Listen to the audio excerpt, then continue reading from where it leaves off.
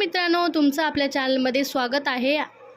आज आपण GNM third इयरमधले midwifery आणि गायनॉकॉलॉजी या विषयामधले प्रीवियस पेपरमधले जे प्रश्न होते लॉंग 5-5 मार्काचे जे टिपा होते ना, त्याच्या ते प्रश्न घेऊन आले आहेत। 2 प्लासेंटाचे कार्य आणि अँटीनेटल केअर असे 2 प्रश्न आपण पाहणार आहोत। तर व्हिडिओ हा शेवटपर्यंत बघा व चॅनलला सबस्क्राईब करायला विसरू नका। चला तर आपण त्याची व्याख्या पाहूया। प्लासेंटाचे कार्य आणि त्याची व्याख्या पाहूया। पहिले प्लासेंटा म्हणजे आई आणि गर्भ बेबी यांना जोडणारा तात्पुरता अवयव आहे जो गर्भाला पोषण, ऑक्सिजन आणि संरक्षण देतो। तर प्लासेंटा म्हणजे काय? आणि आई आणि गर्भ यांना जोडणारा जो तात्पुरता अवयव असतो ना, त्याला काय म्हणतात? प्लासेंटा। प्लासेंटामधून बेबीला काय काय पोषण, ऑक्सिजन आणि संरक्षण होतो।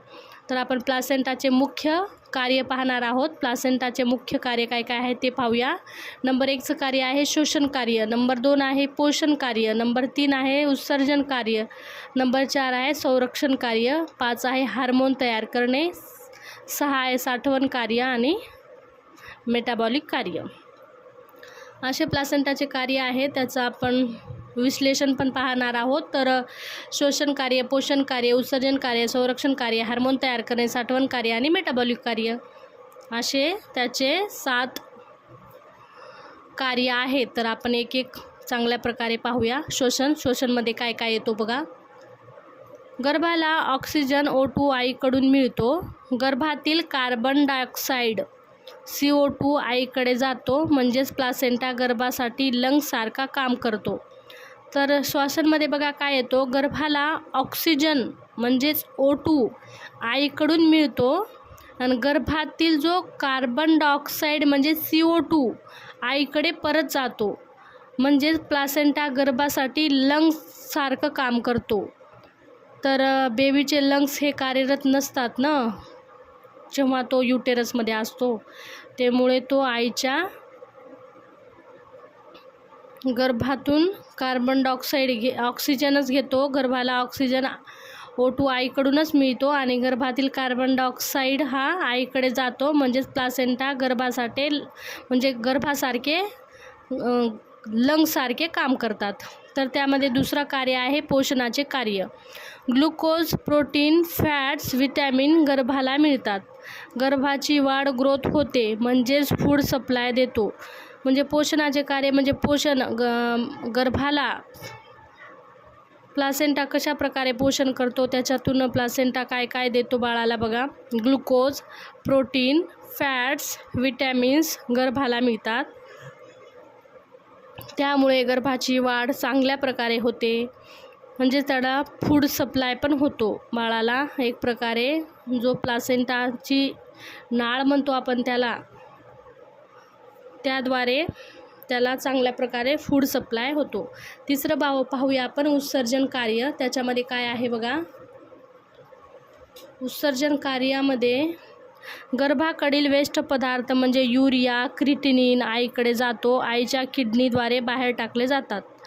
बघा, गर्भामधील जे वेस्ट पदार्थ तयार होतात ना, युरिया, क्रिटिनिन आईकडे जातात आणि तो आईद्वारे बाहेर टाकला जातो आणि आईच्या किडनीद्वारे बाहेर टाकला जातो। तर आहे असे उत्सर्जनचे कार्य। आपण पुढचा कार्य पाहूया। संरक्षण कार्य।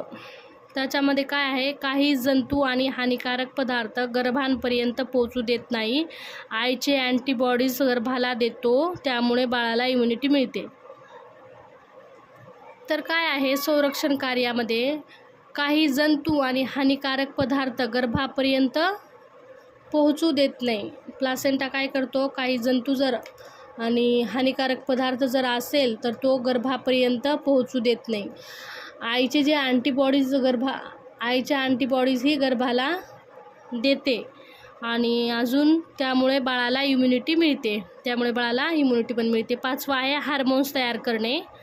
तर कोणकोणते हार्मोन्स तयार करतात प्लासेंटा बघा। प्लासेंटा खालील हार्मोन्स तयार करतो। HCG ह्यूमन कोरियोगॅनेडोट्रोफी,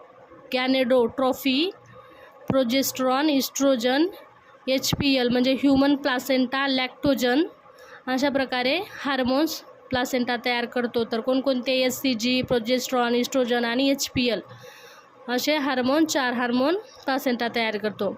हे हार्मोन प्रेग्नेन्सी टिकवण्यासाठी खूप महत्त्वाचे आहेत. हे हार्मोन काय कार्य करतात तर प्रेग्नेन्सी टिकवण्यासाठी अत्यंत महत्त्वाचे हार्मोन्स आहेत. 6वा नंबरचं पाहूया आपण. साठवण कार्य, storage function. Iron, glucose, vitamin साठवतो, गरजेनुसार गर्भाला देतो.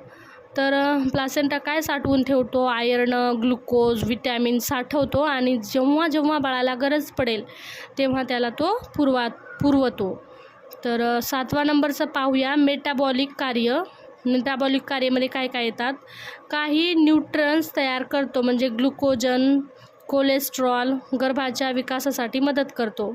तर मेटाबॉलिक कार्य म्हणजे काय? काही न्यूट्रियन्स तयार करतो, ग्लुकोजन, कोलेस्ट्रॉल असे न्यूट्रन्स तयार करतो आणि गर्भाच्या विकासासाठी ते खूप मदत करतात. तर आपण प्लासेंटाचे कार्य काय आहे ते पाहूया. प्लासेंटाचे कार्य. नंबर 1चं कार्य आहे प्लासेंटा पूर्ण पोषण. गर्भाला पूर्ण पोषण मिळते, बाळ सुरक्षित राहतो, प्रेग्नेन्सी मेंटेन होते, आई आणि बाळाचे कनेक्शन ठेवतो. तर प्लासेंटाचे कार्य काय आहे?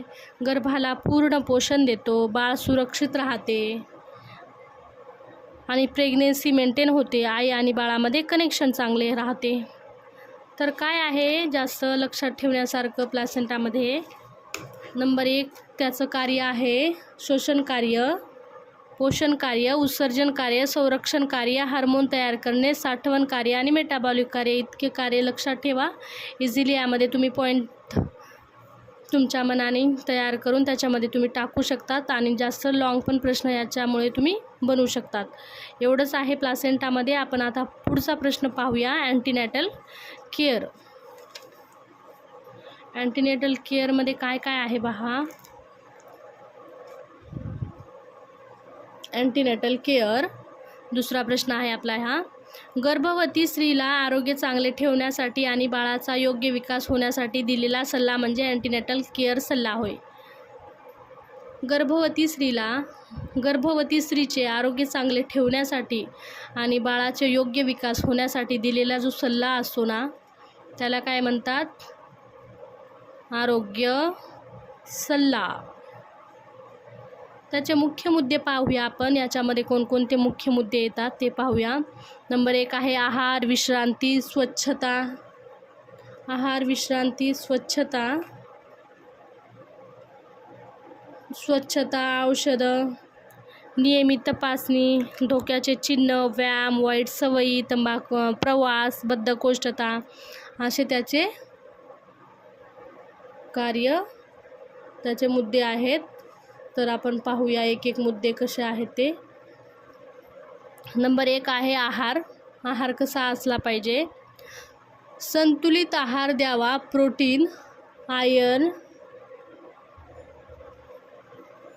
संतुलित आहार द्यावा. प्रोटीन, आयर्न, कॅल्शियम, हिरव्या भाज्या, फळे, दूध, अंडी खावीत, भरपूर पाणी प्यावेत. तर अँटीनॅटलचा मध्ये गरोदर मातेचा आहार कसा असला पाहिजे? संतुलित आहार पाहिजे त्यांना. प्रोटीन, आयर्न, कॅल्शियम, हिरव्या भाज्या, फळे, दूध, अंडी खावीत, भरपूर पाणी प्यावे असा त्यांचा आहार असला पाहिजे. आता दुसरा नंबर पाहूया आपण. विश्रांती, रेस्ट. दररोज 8 तास झोपणे आवश्यक आहे. जड कामे टाळावीत. दररोज 8 तास झोपणे आणि जड कामे करू नये. नंबर 3 आहे स्वच्छता, हायजीन.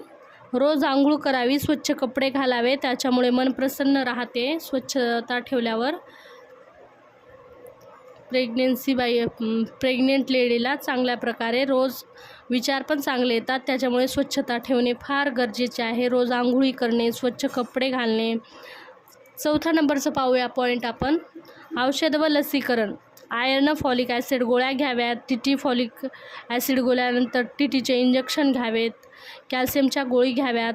औषध व लसीकरणमध्ये काय येतो? आयर्न, फॉलिक ॲसिडच्या गोळ्या घेतल्या पाहिजे, कॅल्शियमच्या गोळ्या घेतल्या पाहिजे, टीटीचे इंजेक्शन घ्यावं लागतो 2 ते पूर्ण घ्यायला पाहिजे. आणि 5वा नंबरचा आहे नियमित तपासणी. तर नियमित तपासणीमध्ये काय येतो? डॉक्टरांकडे नियमित ANC व्हिजिट करावी. वजन BP तपासावे. धोक्याचे चिन्ह अशा प्रकारे. धोक्याच्या चिन्हामध्ये काय काय येतात? रक्तस्राव, सूज, डोकेदुखी, बाळाची हालचाल कमी होणे, लगेच डॉक्टरांकडे जावे, असे त्याचे धोक्याचे चिन्ह आहेत. पुढे पाहूया आपण काय आहे. 7वा नंबरचा आहे व्यायाम. हलका व्यायाम, चालणे, अशा प्रकारे व्यायाम करायला पाहिजे. आणि 8वा आहे वाईट सवयी. तंबाखू, दारू टाळावी, प्रवास. 10वा आहे बद्धकोष्ठता. अशा प्रकारे पॉईंट होते. अँटीनेटल केअरमध्ये काय काय मुद्दे लिहायचे मग?